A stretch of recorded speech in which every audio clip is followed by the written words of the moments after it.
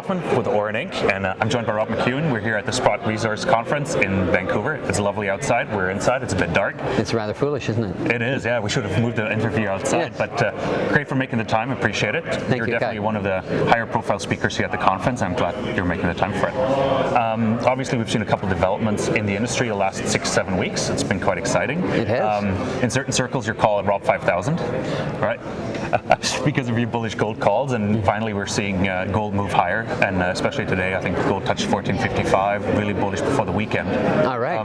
It's really good, right? Like, we're moving in the right direction, but one thing that concerned me a bit was the producers went down, at least on my watch list, some of them. Maybe we can talk about that for a minute. Well, when you look at the performance of gold relative to the senior producers, like if you use the GDX or the GDXJ, those ETFs as a proxy for the seniors, they have outperformed gold by a factor of 3. Yeah. On the 29th of July, I looked at it, gold was up 35, and the GDX was up 105. So I think there's probably some catch-up to be done. Yeah. The stocks are running ahead. Okay. So the stocks are just correcting while gaining steam. Momentum. They're letting gold catch up. Yeah. And with the higher price of gold is good for the revenue lines and bottom lines. It's good for you as well, because we want to talk about your Q2 a little bit as well. Yes. No, it's good for everybody in the industry. Margins will increase, and that's what you need, especially in Canada, from what I've seen in the recent press release. Well, yes, and I think one of the fears I have is that the Canadian dollar, which is essentially a commodity currency, if it ever went back to par, it would render a lot of the Canadian operations, and the Australian, if it went to par, not as economic as they are today. Interesting. And one thing you mentioned as well, you're planning to move the company, like that was one of your goals you phrased when we met in November in San Francisco. You plan to move the stock to S&P 500 level, like you want to grow it, right? Sort of like you did with Gold Corp.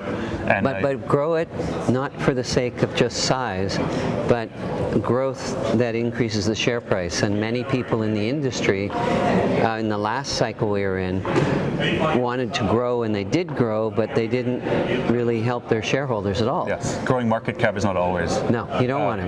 Right. Because I get $1 a year and I have about 80 million shares, my interest is the same as all my shareholders. We want a higher share price. Exactly. And coming back to M&A, like you want to grow the industry, you want to grow McEwen Mining. In November, you advertised, we want to grow, we have to grow through M&A, but you haven't done anything yet. What are the plans moving forward? We've bought property, not companies. We've expanded around our asset in Nevada. We've added to our asset in Timmins. There are some opportunities out there. Oh, there are. Yeah. There's a lot. There's I think mispricing going on in the market, and there's certain stocks that have been ignored by the run because a large part of the public isn't even engaged in the gold market. No. Like I've been saying here at the conference, there's, let's say, 10,000 professional investors, like professionals like us in this space. We've gone bullish, but nobody else has. Nobody else has. No. So, and it's just us. I want to talk about as well, like your counterpart in Toronto as well, like Eric Sprott is spreading the wealth a little bit, and he's really active investing in junior mining, keeping the street alive by paying fees to the banks. You're investing as well. Like Great Bear is a big position you have. You want to talk about any other investments you have, or? I own 5%. Post Eric came in recently and bought into Pure Gold. Yeah. I owned more before, but I own 5% of Pure Gold. There are a number of other juniors that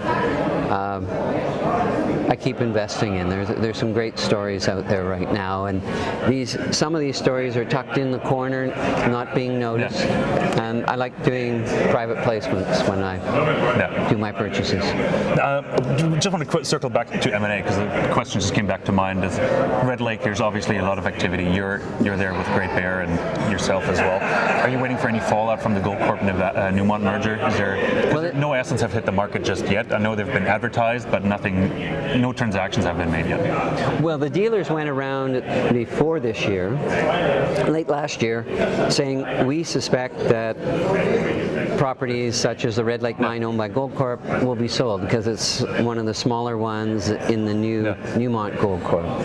But as you said, we haven't seen anything come to the market. And I believe with the rising gold price, maybe some of the new owners are looking at it and saying, well, let's not rush at it. We didn't think gold was going to move, but now it's moving, and we should take our time because maybe it is the run that we were waiting for. Okay. Tide lifts all boats, right?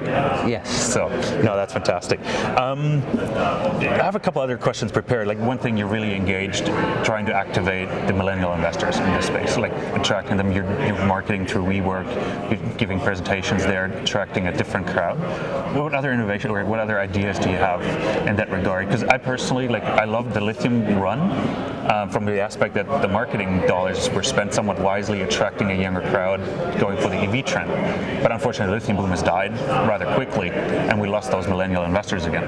Lithium's very common in the world. Yeah, no, of course, but I like the marketing aspect of it, like the graphics they came out with and ideas. It was appealing because it went also to social media and all the other channels. You're going the WeWork route and other routes in that regard. What else are you doing, or what else can we do to attract millennials? Well, or a new generation? It's looking at broadening the audience. And I can talk about when I was at Goldcorp, all the brokers used to say, well, we'll take you around marketing. And I said, well, who are you going to take me to see? And they went, we're going to take you to see gold investors. And I said, well, I don't want to talk to them. Yeah. We're already in the gold market. We have a profile. And at that point, only about 1% of the market invested in gold stocks. So everybody in the gold industry was fighting for a piece of that 1%. Yeah. And I said, well, we've got, in Goldcorp at the time, we had 67% gross margins, 37% net profit margins. And I said, by definition, we are a growth stock, and the growth stocks as a percentage of the market is about 34%. Yeah. So why don't I go talk to people in the growth stock sector and say, here's the reasons why you should be thinking about gold, and should you be inclined to buy gold after that, here's the company you should buy. So if I got a small sliver of the 34, I reasoned it would be much bigger than a small sliver of the 1. Got to expand out of the 10,000 investor circle. Exactly. And so we need to be doing that today, encouraging the media that doesn't just service this sector, but goes after the broad sector and saying, I want to show you something that might surprise you. Yeah. Do you know that the Dow over the last 3 years is up in the high 50%? Did you know that the senior gold stocks are up over 100%? Yeah. I mean, the senior golds by the GDX have outperformed the S&P by more than 100%. And people go, well, how could that be? Yeah. And I said, you focused on the price of gold in dollar terms, but not in the other currencies. Exactly. And there's profits being made here. Like Great Bear, you mentioned earlier, was 50 cents a year ago. It's over $5 today. Yeah. I can count on both hands juniors that they're up 2, 3, 4, 5, 10 times in that period. And when those stories start sort of seeping out into the broad media, I think you'll then start seeing people come back and say, well, maybe I should put some money in there. Should we wait, or are investors waiting for Dow and S&P to sort of collapse or at least correct before they start moving money? Because if you look at the conference here, for example, a lot of older investors, because A, they have the time here, but also they're heavily engaged in the gold and precious metal space. Do they need to be scared to come back? Because right now it's easy to make 10%, 15% in the Dow Jones or S&P 500 every year. Well,